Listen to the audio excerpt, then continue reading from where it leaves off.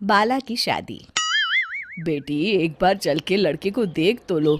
मेरा दावा है कि लड़का तुम्हें बहुत पसंद आएगा। बाला बहुत अच्छा लड़का है। हाँ हाँ बेटी, हम लोग तुम्हारे दुश्मन तो नहीं है। किसी अच्छे लड़के से ही तुम्हारी शादी करवाएंगे ना। आखिर तू हमारी इकलौती बेटी है। अच्छा ठीक है माँ, अब ज्यादा भावुकतापूर्ण शब्दों का इस्तेमाल ना करो। मैं चलने के लिए तैयार हूँ। चलो फिर, बिना देर के हम सब चलते हैं। सभी बाला के घर पहुंचते हैं।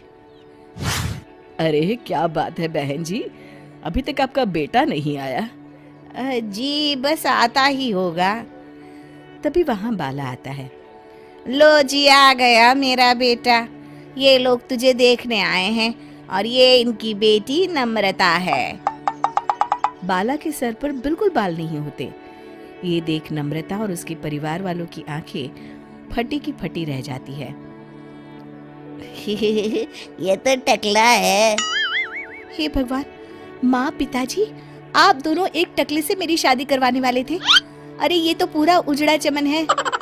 देखो बेटी, इस तरह किसी का मजाक उड़ाना गलत है। किसी के बारे में इस तरह की बातें नहीं करते। बालों का क्या है, वो तो आते जाते रहते हैं। लड़का टकला है तो क्या हुआ, इंजीनियर है, अच्छा खासा कमाता है। आप चुप रहिए जी। इसकी तरफदारी इसलिए कर रहे हैं क्योंकि आपके भी सर पर बाल नहीं है। मैंने तो आपसे शादी कर ली, मगर मैं अपनी बेटी की शादी एक टकले से बिल्कुल नहीं करवाऊंगी। अरे ये क्या, कब से आप लोगों ने टकला टकला लगा रखा है? और माफ करना, तुम भी कोई हूर की परी नहीं हो। तुम लोग मेरे घर में आकर मेरी ही बेइज्जती कर रहे हो। निकल जाओ यहाँ से। हाँ हाँ तो जा रहे हैं ना, हमें भी यहाँ रुकने का कोई शौक नहीं है। नम्रता और उसके परिवार वाले उठकर वहां से जाने लगते हैं। तभी नम्रता का छोटा भाई जाते जाते कहता है, टकला, तेरा बाप टकला। और इस तरह बाला का रिश्ता टूट जाता है। फिर एक दिन सड़क के किनारे एक आदमी घूम घूम कर कंधी बेच रहा होता है। कंधी ले लो, कंधी, एक से बढ़िया एक कंघी ले लो, नए जमाने की कंघी ले लो। अरे भाई ये ले लो। घूमते घूमते वो बाला के पास पहुंच जाता है।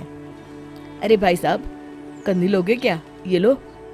तभी उसकी नजर बाला के सर के ऊपर पड़ती है।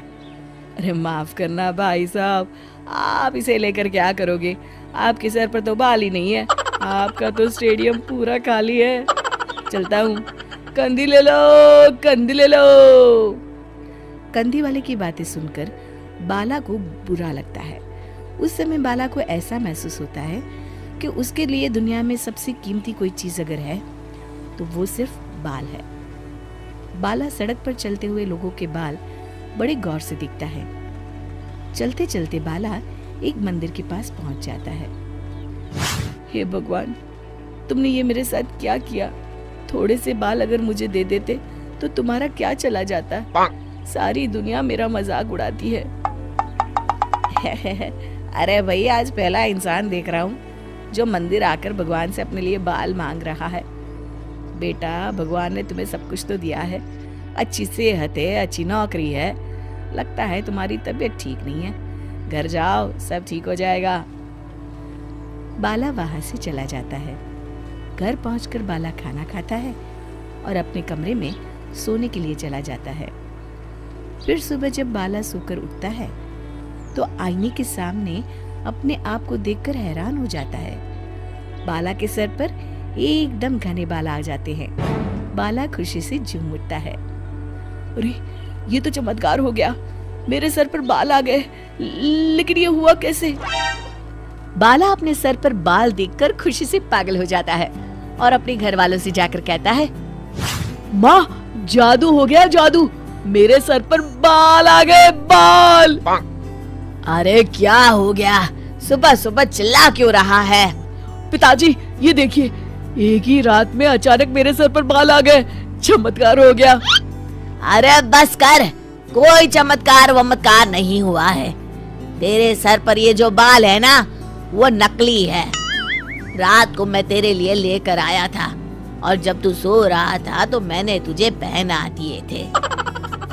क्या बात कर रहे हैं पिताजी? कह दीजिए कि ये झूठ है। नहीं बेटा, ये सच है। अरे बाल निकाल कर देख ले, रोज अपने बालों को लेकर दुखी रहता था तू, इसलिए मैं तेरे लिए नकली बाल ले आया।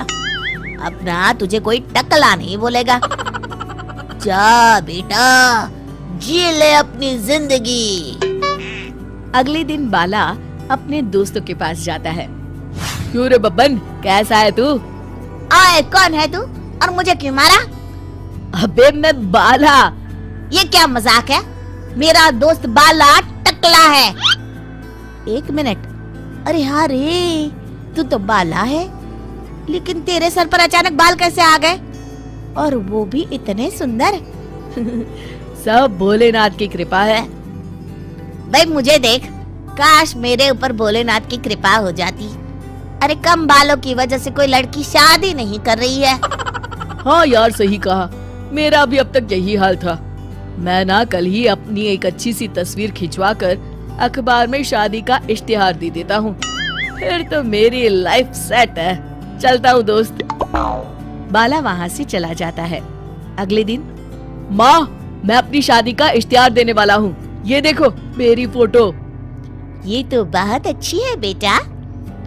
लेकिन बेटा तेरे बाल तो नकली है, तू क्या झूठ बोलकर शादी करना चाहता है? ये तो गलत बात है। अरे पिताजी, क्या चाहते हैं आप कि मैं जिंदगी भर कुंवारा रहूं? एक बात बताइए, सच बोलकर कौन सी मेरी शादी हो गई? अब झूठ ही सही। वैसे भी अगर एक बार शादी हो गई तब कोई क्या कर लेगा? मैंने फैसला कर लिया है, मैं तो इसी तरह शादी करूंगा। अरे नालायक, तू मेरी बात नहीं मानेगा। ठीक है, जा, जो तेरी मर्जी में आए कर, बाद में मेरे पास वापस मत आना। हाँ हाँ ठीक है, देखी जाएगी। इतना कहकर बाला वहाँ से चला जाता है। कुछ दिनों के बाद इश्तिहार देखकर बाला के घर में लड़की वाले उसे देखने आते हैं और उसे देखकर, सुनिए जी, लड़का तो बड़ा सुंदर है, खास तौर पर इसके बाल मुझे बहुत अच्छे लग रहे हैं, कितने घने और चमकीले हैं। हाँ हाँ भाग्यवान, लड़के के बालों में तो बात है, ऐसे बढ़िया बाल तो मैंने आज तक नहीं देखे हैं। क्यों बेटी, लड़का कैसा लगा तुम्हें? पसंद तो है ना? जी पिताजी। बहन जी, हमें आपका बेटा अपनी बेटी के लिए पसंद है। बहन जी, हमें भी आपकी लड़की पसंद है। सच बताऊं, मैं तो इतने सुंदर बालों वाले दामाद को पाकर बड़ी खुश हूँ। अब कोई अच्छा सा मुहूर्त देखकर इन दोनों की शादी कर देते हैं। जी बिल्कुल बहन जी, मैं ना कल ही पंडित जी को बुलाकर सारी तैयारियां कर लेती हूँ। अच्छा, अब हम लोग चलते हैं और कल से ही शादी की तैयारियां शुरू कर देते हैं। उन सब के जाने के बाद शुक्र है भगवान कि मेरे बेटे की शादी तय हो गई। हाँ माँ। अरे मुझे तो डर इस बात का है कि जब लड़की वालों को असलियत का पता चलेगा तब क्या होगा। माँ, पिताजी से कह दो ना कि ऐसे ऐसे में कभी झूठ का सहारा लेना पड़ता है। मैं अभी बाहर जा रहा हूँ। आखिरकार कुछ दिनों के बाद शादी का दिन आ जाता है। भाई मान गए तुझे, और तेरी किस्मत को कितनी सुंदर बीवी मिली है तुझे। काश मेरे बाल भी तेरे जैसे होते तो मेरी भी किसी सुंदर लड़की से शादी हो जाती। अरे जब से देख रहा हूँ तू सिर्फ मेरे बालों को घूर रहा है। साले मेरे बालों को नजर लगाएगा क्या? चल भाग यहाँ से, जा जाके खाना देख और निकल यहाँ से। बब्बन के जाते ही, जीजा जी, आप तो एकदम हीरो लगते हैं, आपके बाल ना चंकी पांडे जैसे हैं। अबे तुझे मैं चंकी पांडे लगता हूँ क्या? चल भाग यहाँ से। पता नहीं कहाँ से आ जाते हैं। वही लड़का तो बड़ा स्मार्ट है, हमारी कोमल के साथ इसकी जोड़ी तो जच रही है। क्या दामाद ढूंढा है। जी जीजा जी, विवाह संपन्न हुआ, आज से आप दोनों पति पत्नी हैं। इस तरह बाला और कोमल की शादी हो जाती है। ये देखो भाग्यवान, हमारी शिमला की टिकट और वहाँ के होटल में हमारी बुकिंग हो गई है। अब बस तुम तैयारी कर लो, अगले हफ्ते हमारी फ्लाइट है। आप कितने अच्छे हैं जी, लेकिन एक बात बताइए, इन सब में तो बहुत खर्चा हुआ होगा ना? अरे तुम खर्चे की चिंता क्यों करती हो? आखिर मैं तुम्हारे लिए ही तो कमा रहा हूँ। चलो जल्दी से मुझे नाश्ता दे दो, मुझे ऑफिस जाना है। आप बैठिए, मैं अभी लेकर आती हूँ। तभी बब्बन दरवाजे पर आकर बाला को आवाज देता है। अरे ओ बाला भाई, अरे ओ बाला, कहाँ है भाई, जरा बाहर तो आना। अरे बब्बन तू, बाला अपने कमरे में है, तू बैठ, बाला अभी आता होगा। बैठने का टाइम नहीं है आंटी, अब बाला को बुलाइए ना, जरूरी काम है। तभी बाला वहाँ आ जाता है। अरे बब्बन तू इतने सवेरे सवेरे, बोल क्या काम है?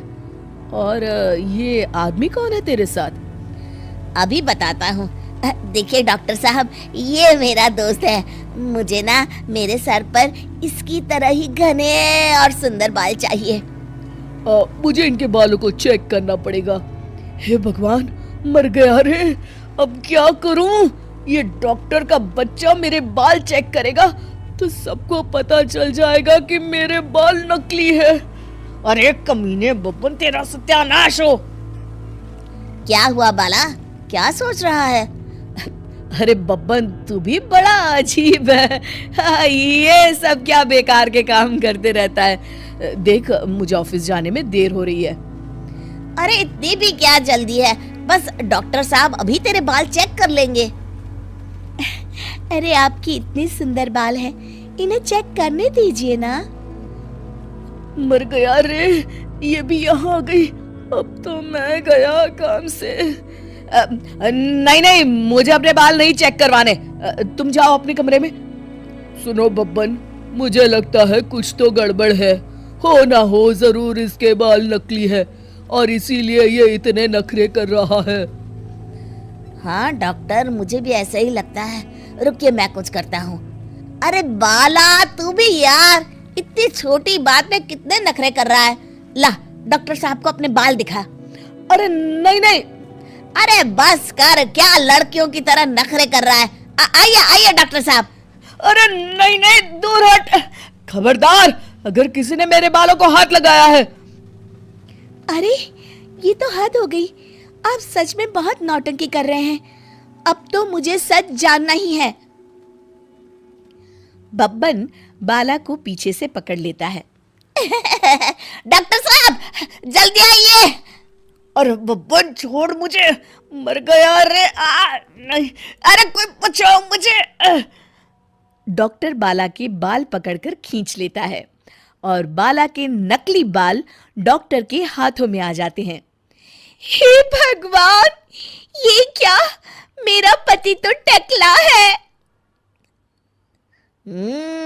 तू तो अभी भी टकला है।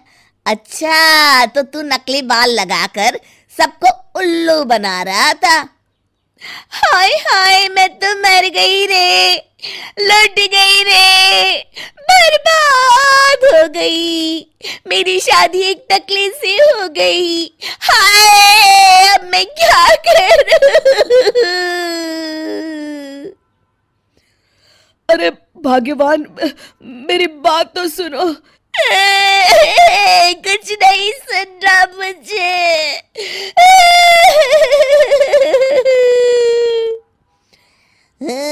चलिए डॉक्टर साहब, अब हमारा यहाँ कोई काम नहीं। बब्बन वहां से चला जाता है। कोमल अपने मायके वालों को फोन करके उसे ले जाने के लिए कह देती है। अगले दिन कोमल के माता पिता उसे ले जाने आ जाते हैं। हे भगवान, मेरा दामाद तो टकला निकला, मेरी बेटी की जिंदगी बर्बाद हो गई। आप लोग मुझे माफ कर दीजिए। देखो बेटा, तुम टकले हो इस बात से मुझे कोई ऐतराज नहीं है, लेकिन तुम्हें झूठ बोल के शादी नहीं करनी चाहिए थी। माँ, पिताजी, आप लोग मुझे यहाँ से बस ले चलिए। एक गंजे के साथ मैं अपनी जिंदगी नहीं बिताने वाली। कोमल, मुझे एक बात बताओ, बाला ने कभी तुम्हें कोई तकलीफ दी है या तुम्हारे साथ कभी किसी प्रकार का दुर्व्यवहार किया है? जहाँ तक मुझे लगता है इसने हमेशा तुम्हें खुश रखा है। क्यों, सच है ना? जी पिताजी, सच है। मैं जानता था मेरा दामाद गलत नहीं है। और रही बात बालों की, तो एक बात बताओ बेटी, शादी के बाद अगर इसके बाल झड़ जाते और ये टकला हो जाता, तो क्या तुम इसे छोड़कर चली जाती? नहीं नहीं, कभी नहीं। बस लो जी, हो गया फैसला। हमारी बेटी जानती है उसे क्या करना है। चलो हम लोग चलते हैं अब। इस तरह कोमल अपने पिताजी की बात समझ जाती है और बाला के साथ बिना किसी शिकायत के राजी खुशी रहने लगती है।